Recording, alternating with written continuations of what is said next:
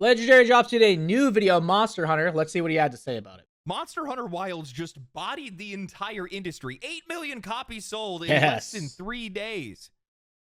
I thought it was hard to sell a AAA game nowadays. I thought it was tough out on Not these if you're streets. Cap Goat. It's almost like if you make a good game, people buy it. You know, Monster Hunter as a series has only continued to grow, exponentially grow its audience in a way that... So I think any fan of Monster Hunter kind of saw this coming from Monster Hunter World. Kind of the slow rise. And I had a feeling this one was going to be the one that really launched it into the next field. And it ended up happening, which I'm very excited to see how big this series can get, how intricate they can get. You know, they're getting a really good end game. Right now, the game's on the easier side, but usually Monster Hunter introduces a lot of the difficulty after the G ranks and all the other difficulty comes in later. So hopefully we see that a bit sooner. I played through the story only because I wanted to wait on my friend to catch up and for me to get a new graphics card for me to run it on a higher resolution. Because I do really want to enjoy the game because I'm a huge fan of Monster Hunter. Now, there are some quality of life changes that are controversial people have with it. The wound system is kind of like the clutch claw, in my opinion, making it just a little bit easier to, do a good amount of damage. Although I feel like the wound system is a bit stronger than even the clutch claw, which I'm hoping will compensate with much harder monsters relatively soon with the new title updates they're going to be doing again. So hopefully we get something there. But also, one thing I dislike is the changes with the Palicos. The Palicos aren't as evolved as they were with previous games. And just getting rid of getting really intricate with them kind of bummed me out. There are some other criticisms, but for now, that's mostly my criticism was the Palico changes. Oh, and then the cooking scenes. There were no cooking scenes in the Monster Hunter with the cats. The Palicos used to do like a whole song and dance, and it would be very wholesome. It's very charming to see them do that. Like, let's take a look. Now, this is from World. Spoiler, if you haven't seen this before. I think if you're clicking on this, you definitely have. Like, it's very charming. It's cute. Look at it. It's so adorable. And they have multiple different ones. This is just one of them. This was in World. So I was kind of bummed out when you're just putting on in the newest one, you just cook it on a skillet. Like, look at this. Like, there's charm. There is, but nothing really replaces a Palico cooking. For me, anyways. Maybe it's because I'm so used to them always serving you the food from previous games. Like, it just doesn't have the same oomph for me. But regardless, I could go on and on, but let's continue the video. Very few in this industry understand, and I think very few can even try to replicate. We've seen franchise after franchise, studio after studio try to broaden their appeal, widen their audience, only to alienate the core audience that they have. Saints Row, Diablo, Battlefield, Halo, Dragon Age, there's a long list of games that have completely left their audiences behind. Monster Hunter Wilds is a testament to just giving players what they want. So, give them what they're looking. Now, this is something I do want to talk about. Gatekeeping in like a hobby, I'm not totally against. I know people think it's like, oh, why wouldn't you want your thing to grow? But it does lose its charm sometimes, or it does lose some aspects from a game that you really like when you try to broaden its appeal too much, or try to get a completely different demographic than what it was originally. So I'm not against gatekeeping. I actually do think some form of gatekeeping is good in some degrees, just trying to keep authentic to what you're trying to, or what made it interesting to begin with. Like, trying to keep that is incredibly hard to do, especially when you're trying to widen its appeal. And I do think that is important to try to make that go forward. You're going to lose people inevitably when trying to expand out or change things. This is going to happen. But there are degrees, and other things end up suffering because they want to keep widening their appeal too much and don't have any care or consideration for what made it so great. So I would say you are successful if you can widen its appeal and you don't get too much controversy. But there is definitely points where it's definitely overstepped the line. Obviously, Dragon Age is the easiest one to go through. But I'm sure if you think about it, there are a couple more. Looking for from your games. And while I have my criticisms of Capcom, and you guys will hear that here in a little bit, they are one of the very few publishers in the industry that have continued to grow their franchises and continue to be heavyweight contenders. That's tough to do. So today what I want to do is I want to talk about the wild success of Monster Hunter Wilds. And I want to talk about the continued success and consistency of Capcom and how it's a lesson and an example that this industry desperately needs to follow. So I just got back from the gym, and lo and behold, on my porch is yet another display. Looking good, buddy. You guys have been enjoying the collaboration, and you guys do a flex, do a dance. Keep sending me this stuff. Really works out well. Make a dance, bro. And this is a limited edition. You can actually swap out the eyes. Pretty cool. We're going to talk about this today. If you guys love collecting cool art, you need to check this out. Display just dropped something really special. That's cool. I dig it. A limited edition metal poster that's both interactive and seriously unique. It's based on the traditional Daruma doll. Spirals. Every time I see a spiral now, I think of Uzumaki, Junji Ito. It's like ingrained in my brain. One in when you set a goal and a second when you achieve it. This thing isn't just a poster. It's got 3D textures, selective. I might lose it one day. I think that's a sign I might lose it. Really I might go crazy. 700 of these available, and once they might sell see out, me in the news. Good. And if the Daruma isn't quite your thing, no worries. Displate has tons of other limited edition posters, each with their own unique. Oh, this is really cool. I dig it. I might get one. Put it right there.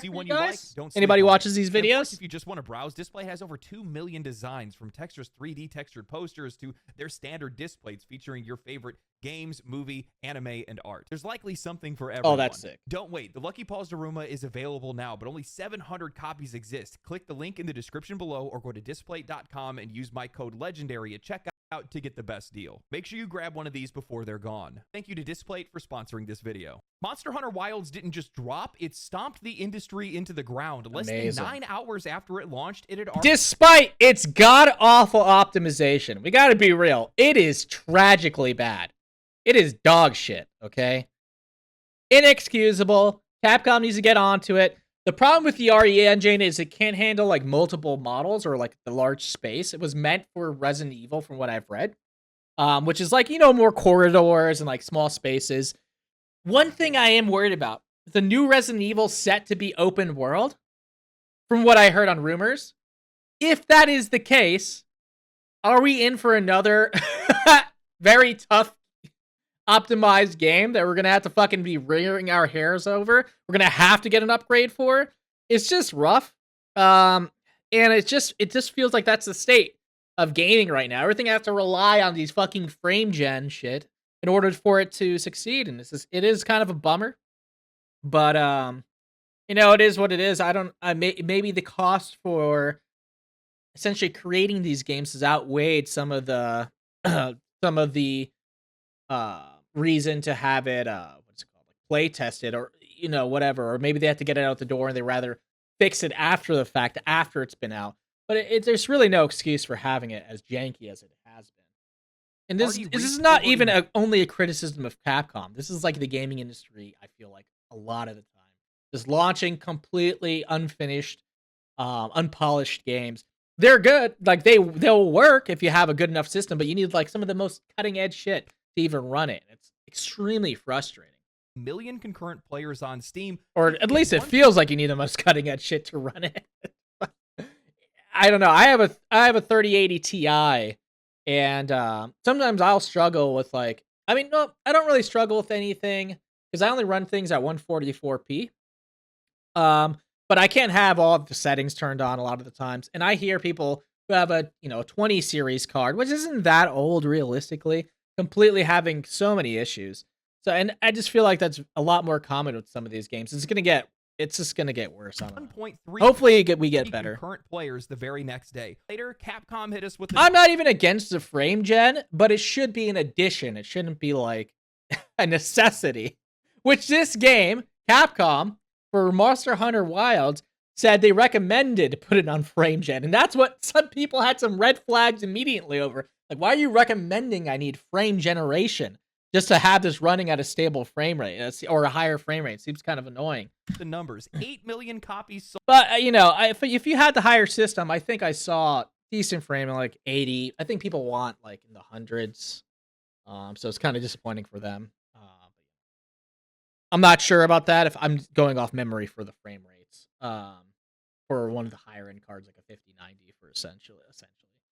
Um, but yeah, I don't know. It is troubling that the first thing you turn on a game that tells you recommends frame gen. Sold in less than 3 days, becoming Capcom's most successful title to date. To call that a success would be underselling it. This game is a juggernaut. Heck, it's got games journalists out here writing guides instead of out-of-pocket criticism. So give it time. I'm sure we'll see some of that nonsense soon enough. Game is Coming off of a absolutely crazy beautiful. 2024, where both Look at Power this. World and Black Myth Wukong smashed through 2 million concurrent players on Steam. A Black lot of people Myth. thought that those numbers were anomalies, flukes that wouldn't be repeated. We're used to seeing breakout successes topping out at around 200 to 500,000 concurrent players on Steam, but this is a pattern now, a shift. Certain titles delivering very specific experiences are showing just how wide of a reach games can have. And then some companies will say, single player games are dead. You guys are out of your. Well, I guess this is a single player game. Like Black Myth Wukong did very well. Okay, single player games are dead. Okay, games buddy. can truly achieve.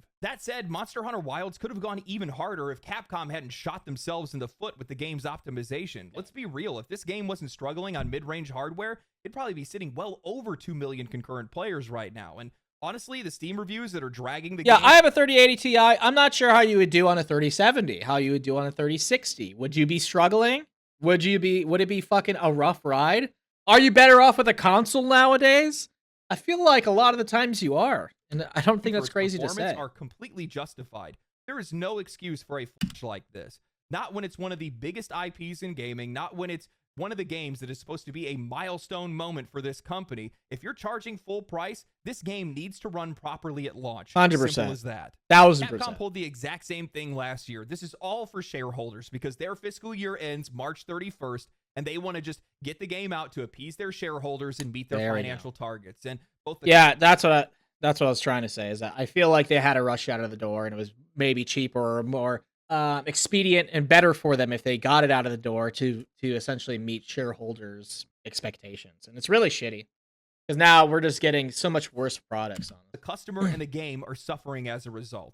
I wish that these companies would wake up and realize that long-term profits outweigh immediate gains. And if Capcom properly optimized this game, they would be making a lot more money. I've had zero issues with the game personally, but I'm playing on a 4090, so my experience means nothing in this conversation. I feel for the players who physically cannot play the game. True. And I feel even worse knowing that there are a lot of people that are out there that aren't even going to get the chance to experience how insanely good this game is. Because, man, amazing game. Is this game good? It's good. I don't know what it is about Monster Hunter, but it taps into something primal, like instinctive. It's like Capcom boiled down the essence of what makes video games fun and just... For me, it's the builds. I love making the most wackiest out there weird builds for these games.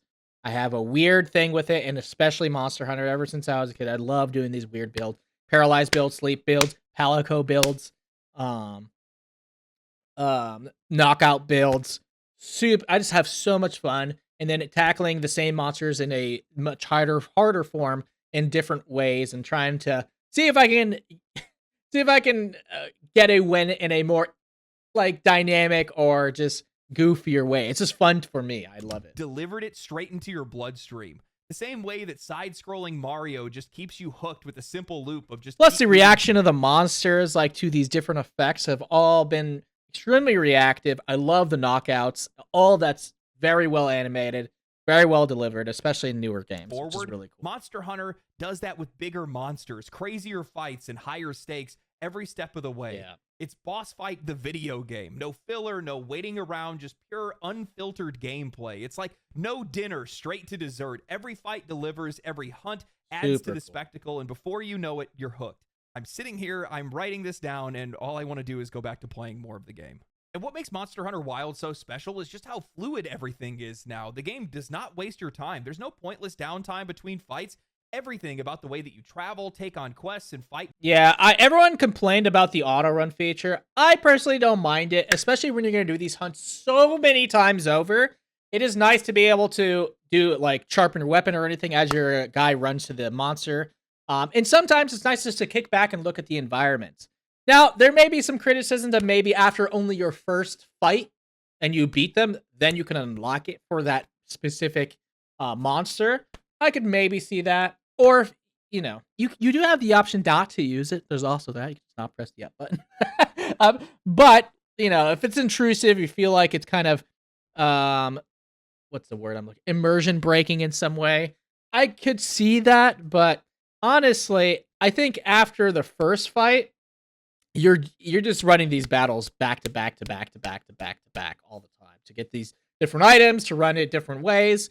So I actually do think the auto run feature is really nice. Also, the targeting system being changed for you able to turn your character in order to target the monster a lot better is so nice and insanely welcome.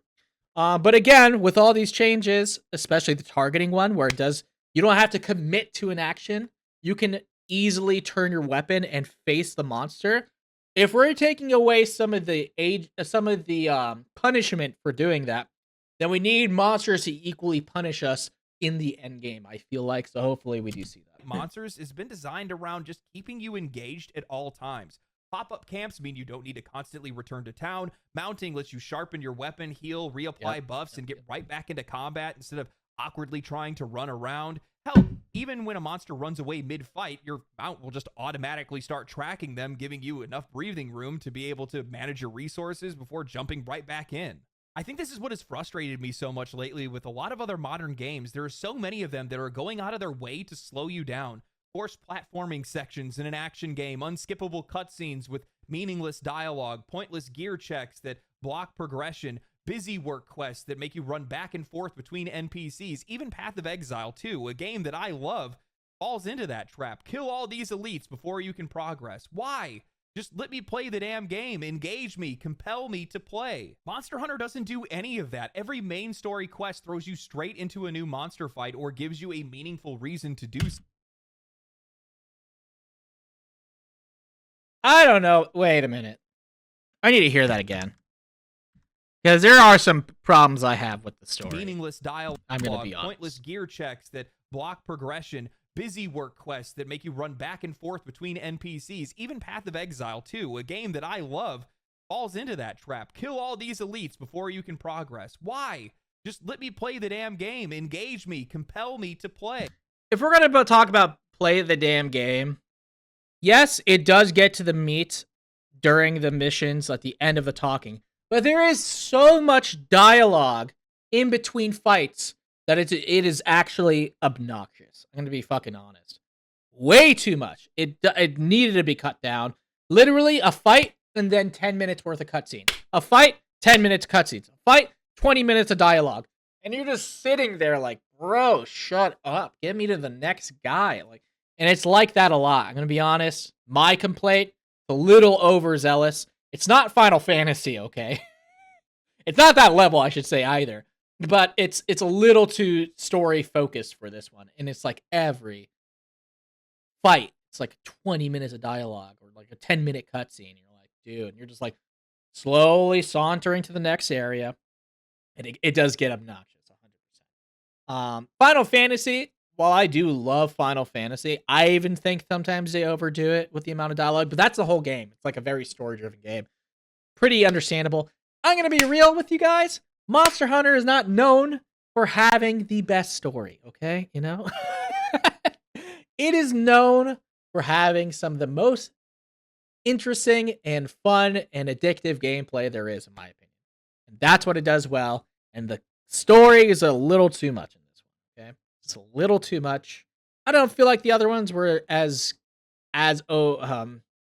concentrated as this one. Hey, Monster Hunter doesn't do any of that. Every main story quest throws you straight into a new monster fight or gives you a meaningful reason. That is true. You do get, when you do finish the 20-minute cutscene, you do get to the next monster. But again, it's like it keeps cutting in, and it's like so overdone, in my opinion. Even the fetch quests, maybe you guys feel different, are actually rewarding. Go catch one fish, go trap one animal, and boom, there's a new fishing lure, cooking ingredients, or crafting materials. This game respects your time and gives you something in return. The other day, I was getting ready to go to a hockey game, and instinctively, because it's coded into my gamer DNA now, I started a main story quest, figuring that it would just be another conversation, completely forgetting that this game has yet to have a quest like that. And 2 minutes later, right after a cutscene, bam, I'm in another monster fight. That is true. As I carve the beast that I They just do try to keep the meat in there at least. So you listen to it and you get the meat. slain. That's what Another he said. cutscene plays, and I'm fighting another You're always enemy. getting meat, you know? There's no carrot, you're getting... Or there's no stick, you're always getting the carrot. That's what I should say. This game's pace is unrelenting. That pace and fluidity extends the combat, which feels 20 times faster than any Monster Hunter game that I've played before. The new wound system, completely overpowered, by the way, but it adds a whole other layer. That's my other point. The accessibility does take it away. Like, the wound system is just a little too strong, in my opinion. And I don't like it because of that. It just feels a little too strong. Trying to get people into the story or whatever and give them an option, but it's just like bam, bam, bam, bam, bam. You're just like can stack so much damage. And it's just a little frustrating. Strategy. Again, the difficulty I'm sure will be coming, so. And it keeps the action moving nonstop.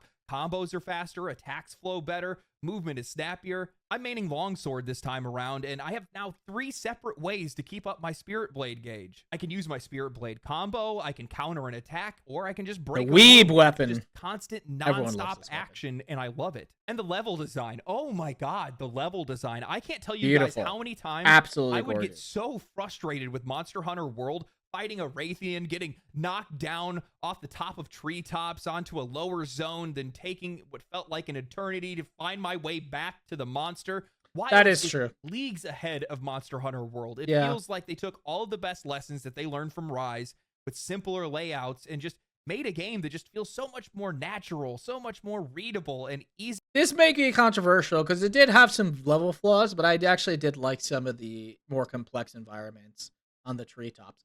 But through a game perspective, probably not good to have if you're going to be taken out of the fight. Easier to navigate. I'm memorizing areas faster, collecting materials more easily, and using the map rather than actually fighting against it. For me, Monster Hunter Wilds is everything that's good about Monster Hunter. Yeah, the map design is way better. Polished to a mirror shine. But I do miss those really weird treetops and those twigs and vines going up in those other random directions. It improves on every aspect of combat, the world design, quest design, and more. While I could criticize the story, I'm not going to, because that's just not what players are coming to this game for. The players know that. Yeah, but you're also not bringing it up. I'm going to be honest with you, buddy. knows that, and we got what we got.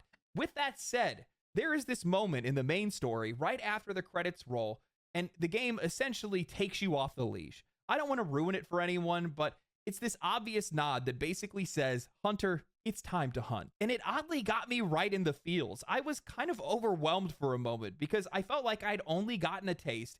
And this was the realization that this is the game that I've waited years for. Yeah. And it's finally here. Amazing game. Play. 100%. Capcom didn't reinvent the wheel here. They didn't dilute the experience. They doubled down on what makes Monster Hunter great. And they just gave players more of it.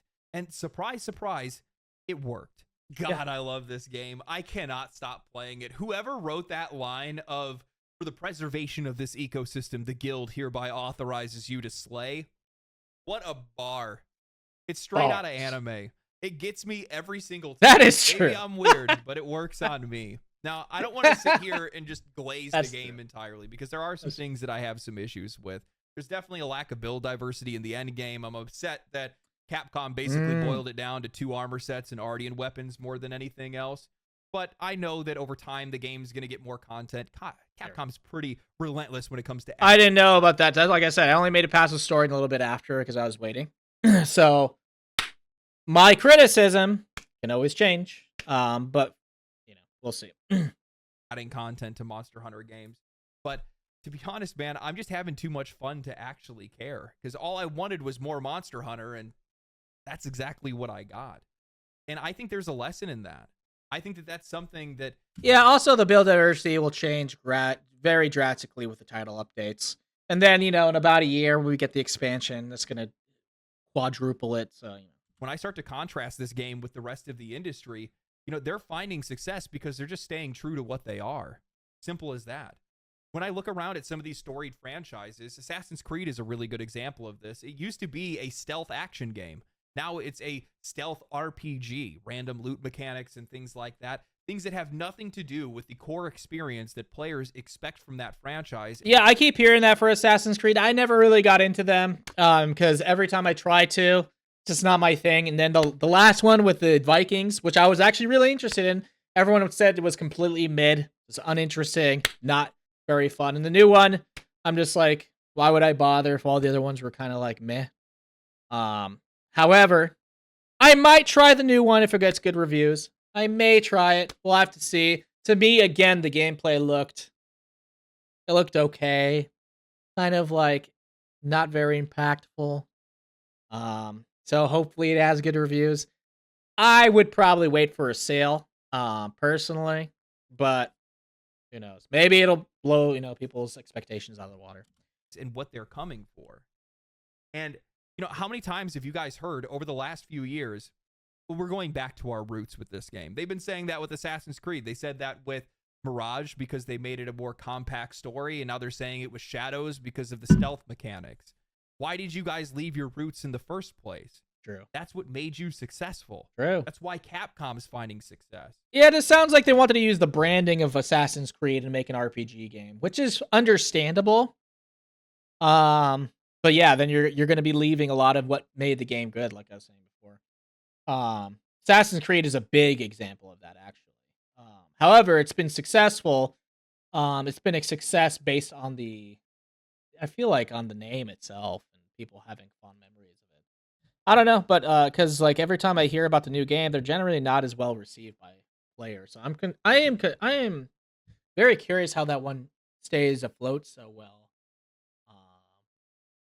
And yeah, I don't know. I don't know how that one even works really. I would have to be more educated on it. They left them because they thought they could find a wider audience that way. They thought that they could make more money. They thought by exploring genres outside of their own, including elements of pop culture, injecting social messaging, or by tailoring the game to audiences that don't play their game, they could make more money.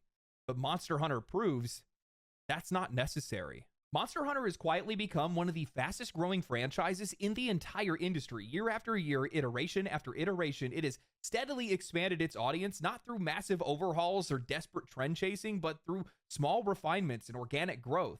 The series has always been beloved in Japan, but for a long time, it really struggled to find footing in the West. That all changed with Monster Hunter World back in 2018, a game that served as the franchise's true breaking point, pushing it into the mainstream, but it did it while it retained the core of what made Monster Hunter, well, Monster Hunter. If you look at most modern versions of legacy franchises today, the vast majority of them barely resemble what they once were. So many franchises have strayed so far from their roots that they feel completely disconnected from what made them successful in the first place.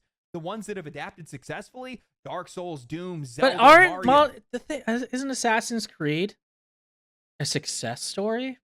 Didn't people really like the changes because Odyssey did that really well? And then just it kind of went downhill from there. I don't know. I don't know.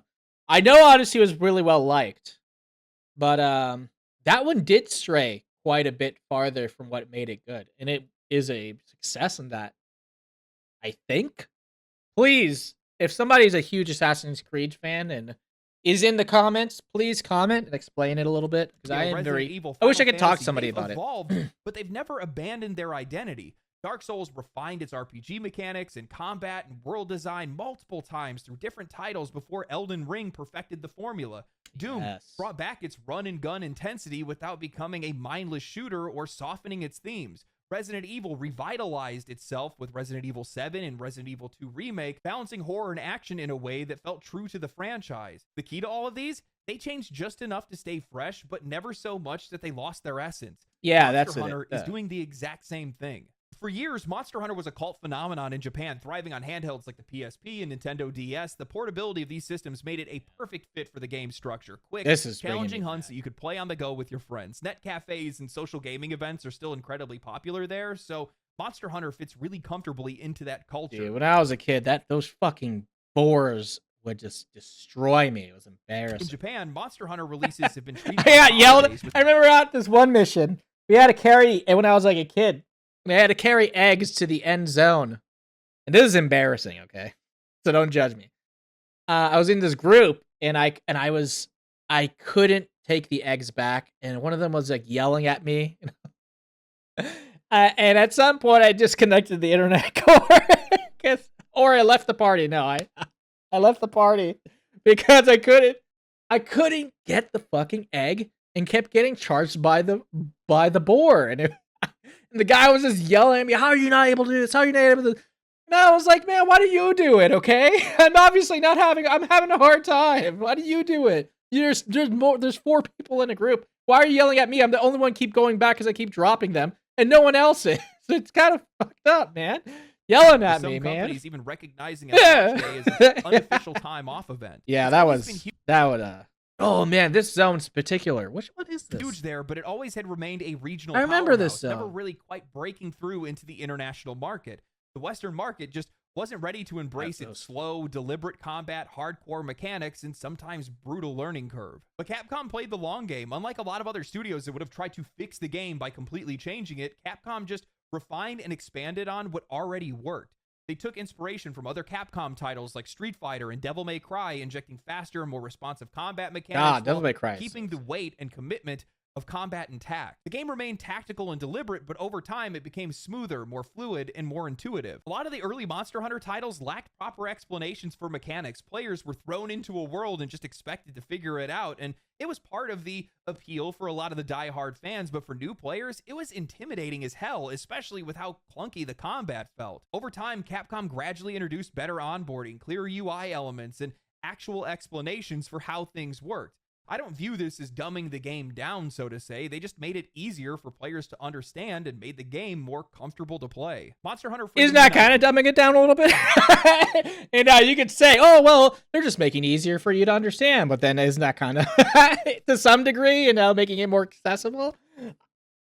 These are good changes, I would agree. But was still. a breakout hit on PSP, introducing deeper combat mechanics and a stronger multiplayer experience that made it a must-have in Japan. Then came Monster Hunter 3 Ultimate, which experimented with underwater combat and expanded onto home consoles. Monster Hunter 4 pushed mobility even further with climbing mechanics and aerial attacks, making fights feel more dynamic. Then Monster Hunter Dude, Generations the water one, introduced the water monster hunter. I don't know if that was Ultimate, if I remember right. That one styles got and annoying. arts, allowing players to customize their play styles in ways they'd never even seen before. Each step built on the last, fine-tuning the formula and gradually bringing in more players into the fold. Then came Monster Hunter World, the game where everything just clicked into Beautiful. place. It was the perfect balance of staying Masterpiece. true to the franchise's roots while also creating an experience that was more inviting to a global audience. The game ditched the Masterpiece. handheld limitations and pushed for the AAA scale environments, and it refined its multiplayer accessibility. The result?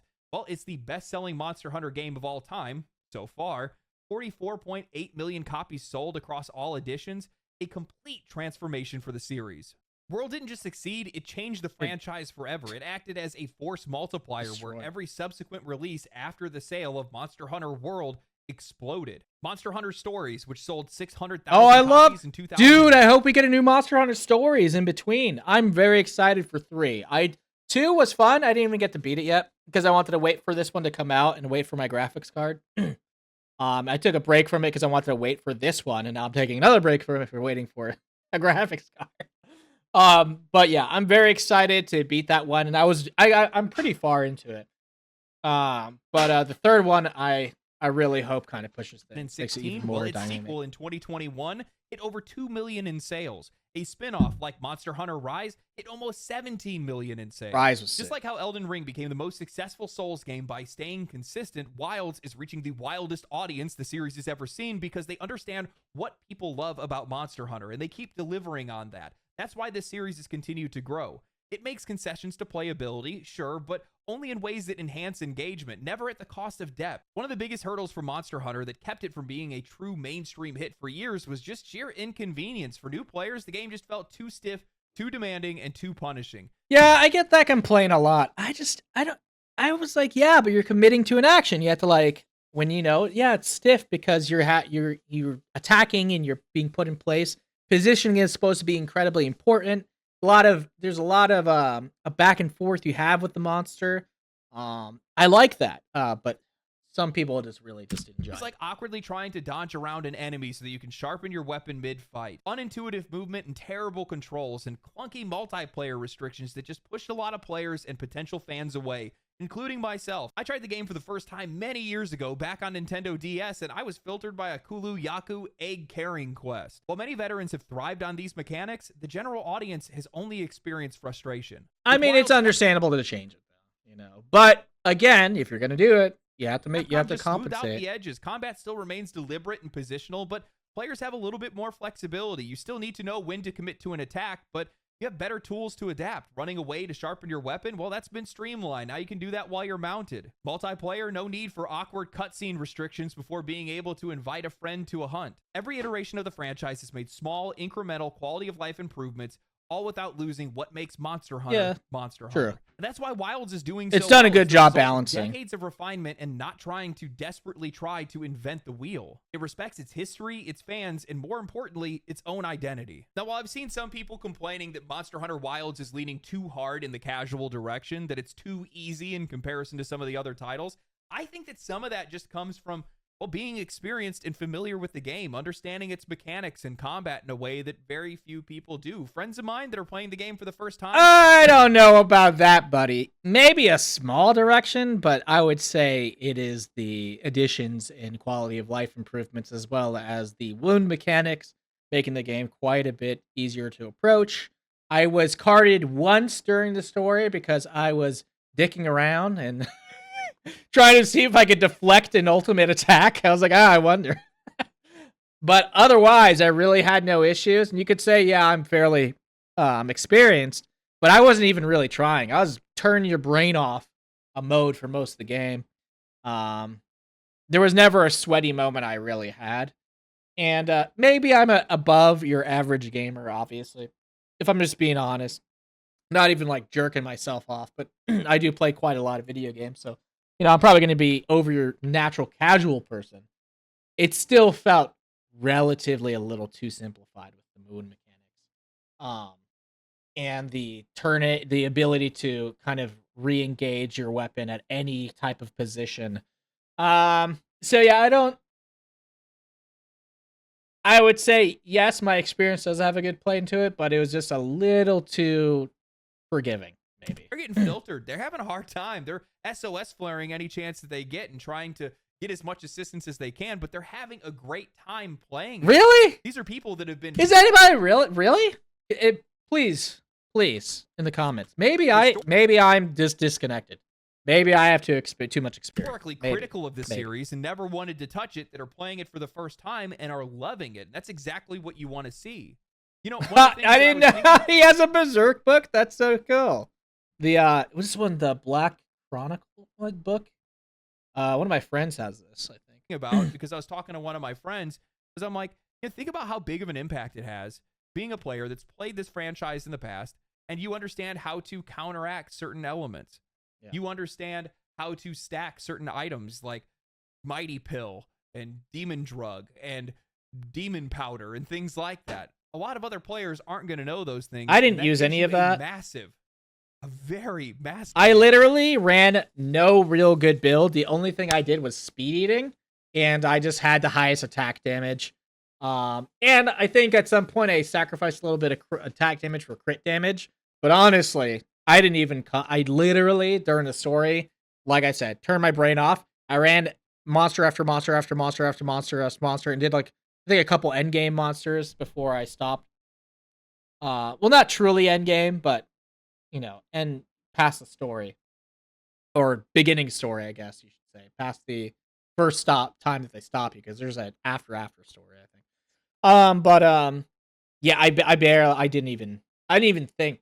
I'm gonna be honest. I really just turned off. Advantage. I don't know a lot of these fights. Well, I know that veterans and purists are going to have their differences. There's going to be some people that are definitely going to criticize what my opinion is on this, but yeah. I think that Monster Hunter, its core experience, remains intact in a way that very few franchises can pull off.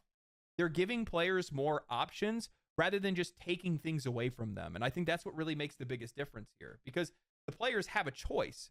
Calico's too strong? Leave it at home. Mounting cheapens combat? Don't mount while you're in combat.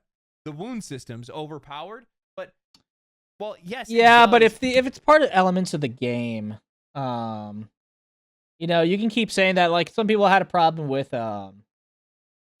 Elden Ring because If you actually, in my opinion, is gonna be extremely controversial. If you use all the advantages that Elden Ring gives you, it's really not that hard of a game. You can really turn your brain off to some degree, in my opinion. Maybe I am disconnected. You could summon friends. You could summon ghosts. There's magic in the game. Elden Ring gives you so many tools now that it feels like, to some degree, it lost a bit of the bite. You know, when you can engage with so many of these things, it's like, well, why wouldn't I want to engage with this as part of the game that now I'm missing out of, or these quality of life improvements that do improve the game, but you didn't compensate with it in some other way. Elden Ring, I feel like, did a decent job, though. It's still difficult even with that, but I feel like if you're decent with games, like you're pretty good, if you take advantage of all that, it's not that hard of a game, in my opinion. In my opinion, disconnected opinion, though. I'll say that. Okay, I'm probably wrong on this because, like I said, if you use, because I didn't really use all that, but if you do all that stuff and you level vigor, you do all that stuff, it's not terribly difficult. Is that a crazy thing to say? I don't know. Add a lot more flexibility and makes combat a heck of a lot more dynamic and much more forgiving in a lot of cases. When you see some of these veteran players using it, they look like Virgil from Devil May Cry 5. That has to feel good. You can't tell me that doesn't feel good. They just give you I do use the added tools. I'm not gonna not use it. I do like having my Palico along. He's adorable. Why would I want to yelling stuff at me? Why wouldn't I use a sacred? It just adds, ease of combat, being able to go in and out and like travel towards the monster. I don't really use it during combat personally, because I just don't really find the need. I guess to sharpen your weapon, but I'm like, meh. I know when they're gonna generally attack. But if it was a bit harder of a monster, I definitely would. But yeah, why wouldn't I use it? A lot of it's just quality of life. I don't feel like makes it hugely impactful. That I feel like you shouldn't use it if you want a full experience. I don't see that. It's not like the Dark Soul. It's not like the Elden Ring thing where you could summon friends, you could summon ghosts, you can have a broken, completely disgusting builds out the gate, like ridiculous if you want to. But yeah, I don't think it's quite the same. We were like at Purist, you're like, don't use the Palico, don't use the Sacred, don't use this weapon, it's broken. I don't think that's gonna happen for Monster Hunter. I feel like that would be pretty crazy. Choice to engage with. Don't dodge roll. I think that's the essence of how some of these long-standing franchises can continue to find success. More tools, less friction. Let the players define their experience. Never forget what you are. Those are the keys here. When I look at a lot of other franchises, it's clear that they've forgotten and they don't care. They don't trust the players to give them more tools.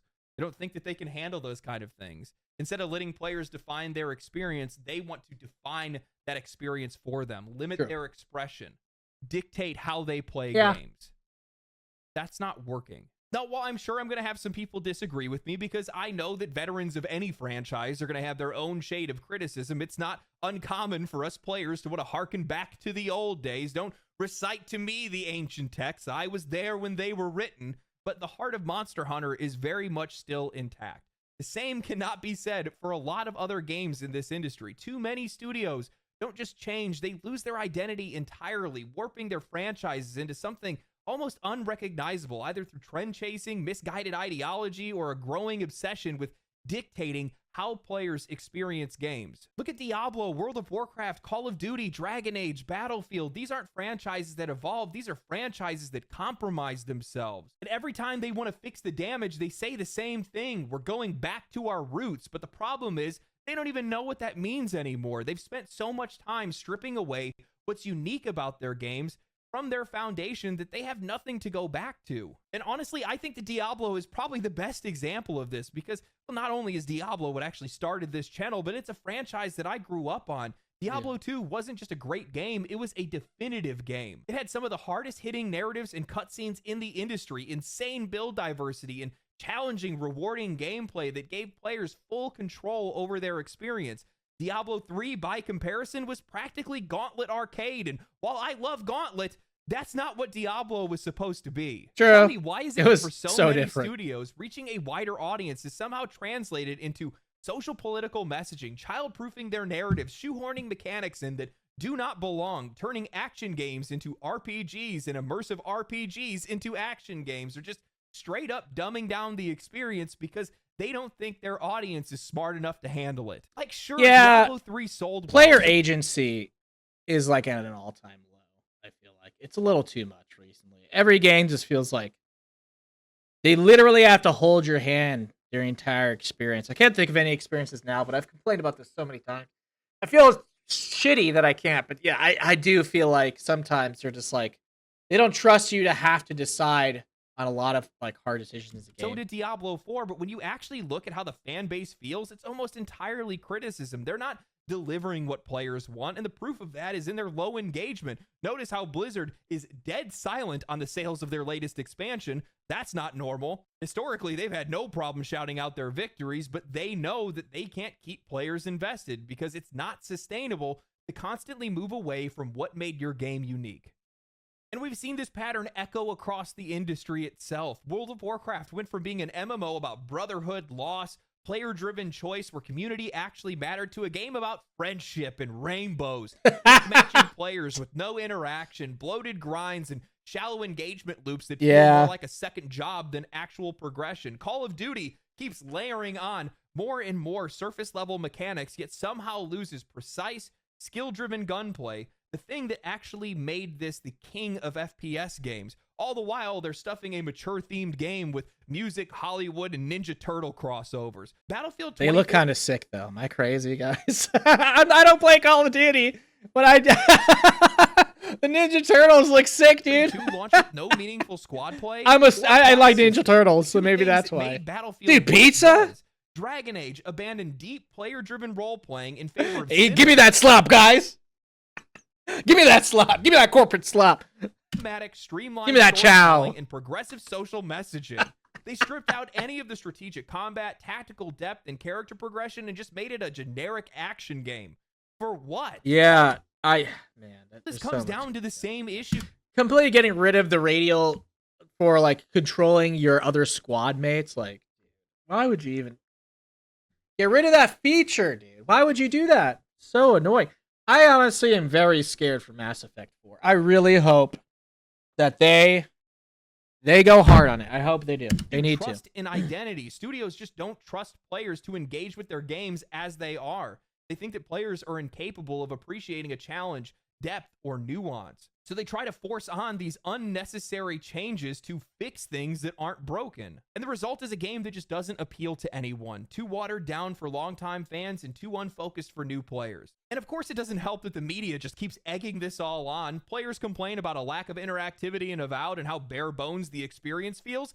PC Gamer goes out and writes an article dismissing their criticism entirely, hyperbolically reframing the player's concerns so they can smugly write, "I don't care about being able to kill everyone and steal the mayor's pants in an RPG like Avowed, and I'm tired of pretending like it's mandatory." So now, instead of developers taking valuable feedback to improve them, they're being encouraged to challenge themselves less and lower the bar, all in the name of progress. And of course, this extends to Monster Hunter 2. I just started playing Monster Hunter Wilds, and this health bar mod might be the first one I install. Over 80,000 Monster Hunter Wilds players want to see health bars. Ah yes, 80,000 out of the 8 million players that bought the game. Yeah. Let's celebrate the literal 1% and ignore the 99 others that love the game. Get out of my game. This is exactly how franchises get chipped away at. It starts as a helpful mod, then becomes a demand to make it official, and then eventually the entire philosophy of a game changes because certain people can't be bothered. Keep them out. Gatekeep, guys. This is why the gaming industry keeps failing to grow its audiences properly, because they're not building on what makes their games great. They're tearing them down. And then they wonder why Monster Hunter, a game that stays true to its identity, is outselling them all. I know that I'm not alone in feeling that some of our favorite franchises have just compromised too much over the years. They've changed far too much. Yes, you have to adapt. You got to be flexible. And sometimes that means losing some of your unique flavoring so that you can be a little bit more palatable to a wider audience. But I think that in a lot of cases, these games have just sacrificed too much. They've lost too much. And as a result, that's fair. They can't go back. Fair criticism. Monster Hunter is one of the very few franchises in this industry that I can point at that isn't a Nintendo title and say anyone of any age can enjoy this game. And they've made it that way.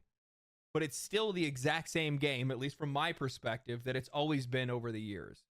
And I think a lot of that is just coming down to the fact of how the game plays. It's so focused on gameplay. It's like the only thing that these guys care about. You can tell that's the case because look at the story. Look at some of the other side mechanics. Everything is just a vehicle to get you to go right back into combat again because that's where this game shines. And if you're doing that the most out of anything else, well, all you're going to do is just want to play more of the game the more you play it. And that's how it ends up working out. At least that's my experience. I think a lot of games have gotten away from that. While I was playing Monster Hunter, I was sitting back and thinking about it, and I'm like, most of the things that we complain about games today don't actually have anything to do with the actual playing of the game, how it feels, how the controls are, and things of that nature. It's always performance, or maybe it's some type of social political messaging, or whatever it might be, or how much they've moved away from certain things that we enjoy. Well, I do think that comes out a lot. I do think games generally tackle, gaming. I don't think it's only the political bullshit that they have been stuffing in games, which I definitely don't like. But there are plenty of really good games out there that don't only tackle that. I feel like it's I think people are just sick of this shit. If I'm just being honest. In the game before, understandably, mechanics and stuff like that. So it comes up when you're like, man, this game's fucking good. Why is all my favorite franchise changed so much over the years? Understandably being upset, But anybody who says like there's no game, he's not saying that, but like people who are saying like, oh, gaming it's horrible, right? And I'm like, bro, you're not being honest. There's just such a focus on how the game plays that I think that's the real key to its success more than anything else. And how does that get lost? Where does that get lost along the way? Where does the playability and enjoyability of a game become a secondary trait of the game? How does that get lost? I just don't understand it. The only thing that I can think about is talent leaving. Because over the years, talent leaves, they go somewhere else, they work at another studio, they go start their own studio or whatever it might be. Maybe there's layoffs or whatever. And then I start thinking about it further, and these Eastern studios, they keep their employees. Yeah. I don't know if you guys noticed this, but that is a good point. I do notice some of these foreign places, they really do care about their employees and want to keep them. Talent is very hard to come by, A lot of very talented people, but sometimes it feels like it's very hard to come by. When you're looking at some of these old franchises you liked and what they're doing nowadays, you're like, man, what the fuck happened? And you find out half the team left. Sad shit, like but Japan specifically, these people are stuck to their jobs. They don't go anywhere else. And if they do go somewhere else, it's big news. It's headline news. I remember when the guy that was part of Capcom, I cannot remember his name off the top of my head. Kamiya? He was the combat director for Devil May Cry 5, and he went to go to work at Square Enix, and he worked on Final Fantasy 16. Oh, no. That was on news headlines, like paper headlines in Tokyo. It's a big deal for them. People leaving their job and they have a lot of respect. Tokyo, Japan in general. Not to pull on my fucking weeb card, which I am. Whatever. Don't give a fuck.